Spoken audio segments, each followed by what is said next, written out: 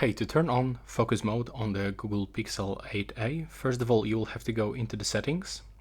Now you will have to scroll until you locate this function, digital well-being and parental controls.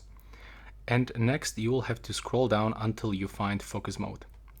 So now we can actually select distracting apps, and let's say that I don't want to receive notifications from Google Chrome, Google Drive, Gmail, and for example messages.